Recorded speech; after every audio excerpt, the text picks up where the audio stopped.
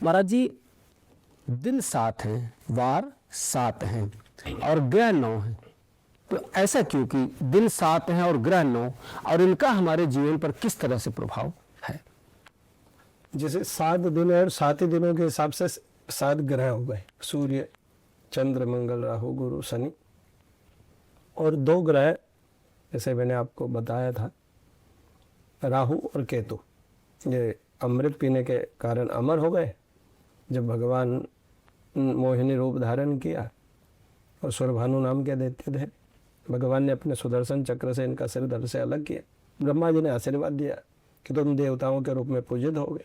तब से इनकी गणना 9 ग्रहों में आ गई, पूरे 9 ग्रह हो गए, और 9 ही ग्रह में अलग अलग हर ग्रह की एक प्रधानता दी गई है कि हर व्यक्ति के अंतर्गत एक अपना प्रभुत्व होता है। तो सूर्य आत्मा का कारक हो गया, चंद्रमा मन का कारक हो गया। नहीं, सूर्य अगर जिसका सूर्य बलिष्ठ होगा, बलवान होगा, उसकी आत्मा बलिष्ठ, वो निडर होगा, वो तेजोवान होगा, राजनीति में प्रखर होगा। जिसका सूर्य की राशि है सिंह, सिंह राशि वाले डरते नहीं है, निडर होते हैं, झगड़ेलू भी होते हैं, कभी कभी झगड़ा भी, उनका क्रोध तेज होता है, करते नहीं है, शांति बैठे। सिंह का जो स्वरूप है वो सिंह राशि के अंतर्गत आएगा। शेर बैठा है, पर जब उसको गुस्सा आएगा, खड़ा होगा, फिर वो किसी के, ये वो आत्मा का प्रतीक है। दूसरा आ गया चंद्र, चंद्रमा मन का कारक है। व्यक्ति के जो मन में उतार चढ़ाव चलते हैं, अगर हमने नोटिस किया हो तो 1 महीने में 2 पक्ष होते हैं, एक कृष्ण पक्ष, दूसरा शुक्ल पक्ष। ऐसे ही हमारे मन में जैसे चंद्रमा का जो उतार चढ़ाव चलता है, तो अंधियारा और उजियाला, शुक्ल पक्ष में जिसको अपन उजियाला कहते हैं, और कृष्ण पक्ष अंधेरा रहता है तो वो अंधियारा पक्ष कहता है। ऐसे महीने में 15 वो हमारे 30 दिनों में हमारे मन में भी यही रहता है। 15 दिन मन प्रसन्न रहेगा, 15 दिन मन दुखी रहेगा। ये चंद्रमा से सूर्य चंद्र। तीसरा आ गया मंगल, मंगल, मंगल जो है ये मज्जा का प्रतीक है।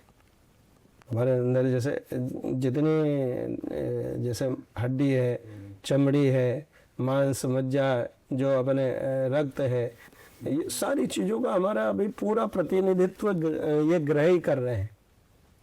जैसे चंद्रमा से रक्त है, वो शीतल है, जल है, तो जो रक्त बह रहा है हमारे अंदर, ये चंद्रमा से। सूर्य हड्डी का प्रतीक है, मंगल मज्जा का प्रतीक है। मंगल के बाद में आ गया बुध, बुध बुद्धि का दायक है। गुरु, गुरु ज्ञान का दायक है। शुक्र काम वासना का। शनि, शनि दुख और सुख का।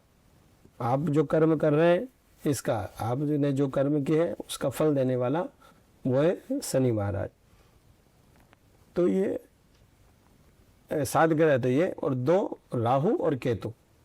राहु मस्तिष्क है, मस्तिष्क मुखमंडल, एक दिमाग से संबंधित या मुख से संबंधित जितने भी समस्याएं हैं वो राहु की हो गई, और केतु धड़े शरीर है।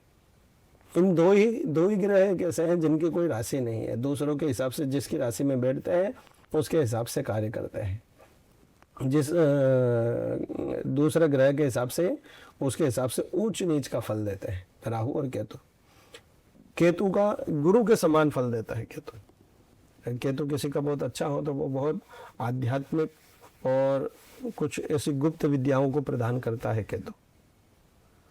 इसे 9 ही ग्रहों के अपने अपने प्रभाव है, अपने अपने बल हैं, और जिस प्रकार से जन्म पत्रिका में वो अपने भाव पर विराजमान रहते हैं, ऊंच के, नीच के, मूल त्रिकोण के, भाग्य से होकर, पंचमे से होकर, लग्न से होकर, जैसा वो बैठेगा वैसा उसका भाव, उसका फल देता है।